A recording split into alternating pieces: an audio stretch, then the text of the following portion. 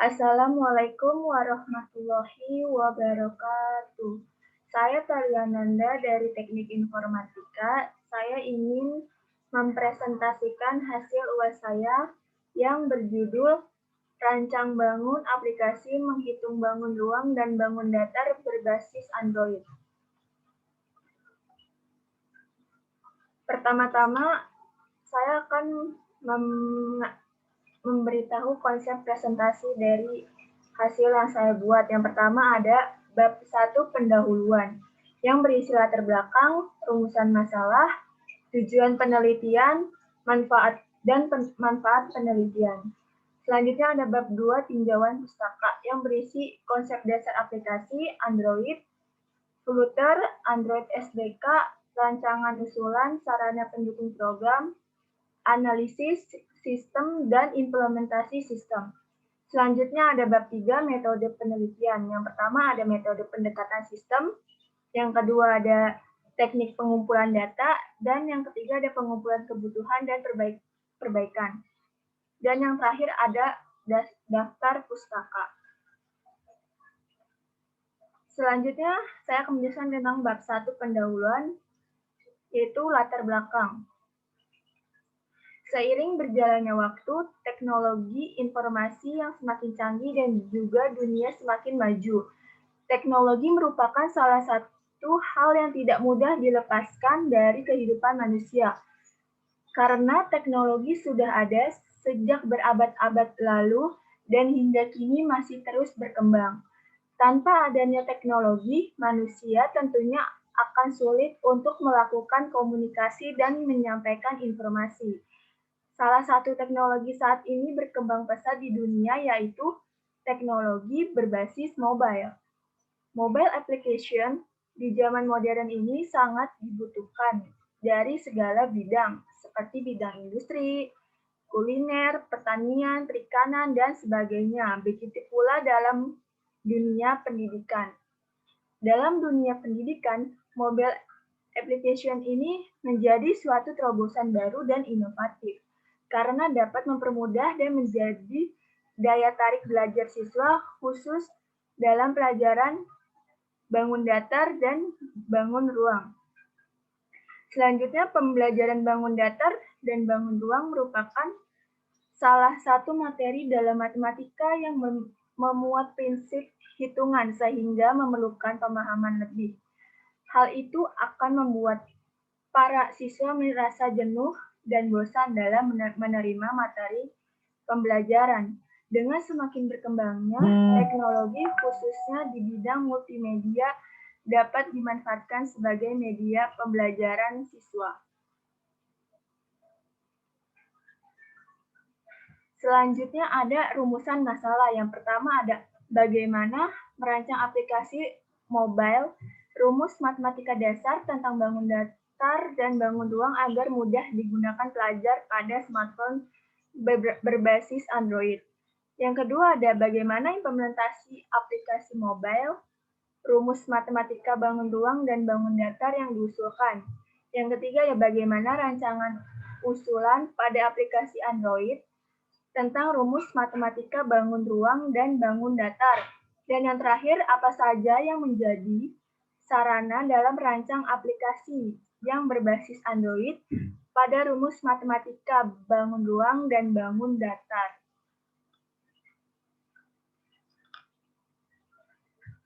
Selanjutnya ada manfaat dan tujuan penelitian. Yang pertama, manfaatnya dapat membantu kegiatan pembelajaran dalam proses penggunaan rumus matematika dan membantu dalam menyelesaikan masalah matematika bangun ruang dan bangun datar. Lanjut, tujuannya yang pertama ada untuk membuat aplikasi mobile untuk para pelajar, pengguna smartphone, guna mencari informasi rumus matematika bangun ruang dan bangun datar. Tujuan yang kedua ada memudahkan para pelajar untuk memperoleh informasi rumus matematika, bangun ruang, dan bangun datar tanpa mengakses langsung pada browser perangkat komputer. Selanjutnya ada bab 2 yaitu tinjauan pustaka. Di sini ada konsep dasar aplikasinya, yaitu aplikasi ini menyediakan materi dan latihan soal. Di dalam aplikasi tersebut terdapat gambar serta rumus yang menyangkut tentang perhitungan bangun ruang dan bangun datar. Yang kedua ada Android, merupakan platform mobile yang memberikan pengembang untuk melakukan pengembangan sesuai dengan yang diharapkan. Yang ketiga ada Flutter. Flutter ini merupakan teknologi open source dari Google yang digunakan untuk membuat aplikasi Android dan iOS. Yang keempat ada Android SDK, yaitu merupakan perangkat lunak yang digunakan untuk mengembangkan aplikasi pada platform mobile dengan menggunakan bahasa Java. Selanjutnya ada rancangan usulan. Rancangan usulan ini menggambarkan secara umum kepada user bagaimana mengenai aplikasi berbasis Android dan mengenal berbagai macam komponen sistem aplikasi yang berjalan saat ini. Selanjutnya ada sarana pendukung program. Sarana pendukung program itu seperti hardware, software, sama brainware. Sarana pendukung program ini sangat penting karena ia untuk pengimplementasian program yang akan dirancang. Selanjutnya ada analisis sistem. Analisis sistem ini di mana aplikasi menggunakan media multimedia. Dan yang terakhir ada implementasi sistem, di mana aplikasi sudah berjalan dengan baik tanpa ada gangguan apapun. Selanjutnya ada tampilan UI. Yang pertama ada tampilan awal yang berisi nama, NIM, dan foto profil kita.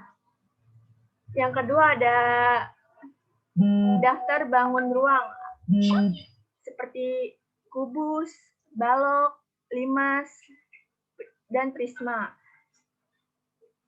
Yang ketiga ada daftar bangun datar, yaitu ada persegi panjang, segitiga, dan jajar jenjang. Nah, yang keempat ada jika kita mengklik salah satu bangun ruang, misalnya kubus seperti ini, akan muncul pengertiannya, lalu rumus kubus seperti luasnya, volumenya, sama contoh soal-soalnya. Terus yang terakhir ada contoh soal untuk kubus yang berisi volumenya, luas permukaannya, pengertiannya. Ini kita tinggal masukin angka berapa aja, nanti udah tinggal melihat hasil aja. Selanjutnya bab 3 metode penelitian. Dengan menggunakan metode object oriented programming, karena dengan pendekatan ini, strategi perancangan dalam merancang sistem lebih berfokus pada benda, bukan pada operasi atau fungsi, dan sistem yang berjalan terdiri dari objek-objek yang berinteraksi yang mempertahankan status lokal mereka sendiri dan menyediakan operasi bagi informasi status tersebut. Pengumpulan data dan informasi diambil dari kutipan-kutipan buku-buku, peraturan perundang-undangan, serta hasil laporan dari bahan lainnya yang berkaitan dengan penelitian ini. Dari bahan-bahan tersebut diambil teori-teori yang dapat dijadikan landasan untuk menganalisa masalah yang ditemukan dalam penelitian. Pengumpulan kebutuhan dan perbaikan tahap ini dimulai dengan mengidentifikasikan masalah yang telah diteliti melalui observasi, lalu menentukan rumusan masalah, batasan-batasan masalah, tujuan, dan melakukan studi literatur sejenis. Kemudian didapatkan kebutuhan sistem dengan detail sebagai berikut. Yang pertama ada analisis kebutuhan fungsional, yang kedua ada analisis kebutuhan perangkat keras atau hardware, yang ketiga ada analisis kebutuhan perangkat lunak atau software. Nah, kesimpulan dari aplikasi tersebut, dengan adanya aplikasi ini memberikan kemudahan dan meningkatkan daya tarik belajar siswa serta lebih efektif karena tampilan dan desain aplikasi yang menarik dengan adanya fitur perhitungan yang dapat memudahkan siswa belajar tanpa takut salah dalam menghitung luas keliling, luas permukaan, volume bangun datar, dan bangun ruang. Terakhir, daftar pustaka. Ini merupakan salah satu referensi yang saya ambil dari beberapa jurnal. Sekian presentasi yang sudah saya sampaikan. Semoga bermanfaat bagi yang mendengarkan dan melihatnya. Assalamualaikum warahmatullahi wabarakatuh.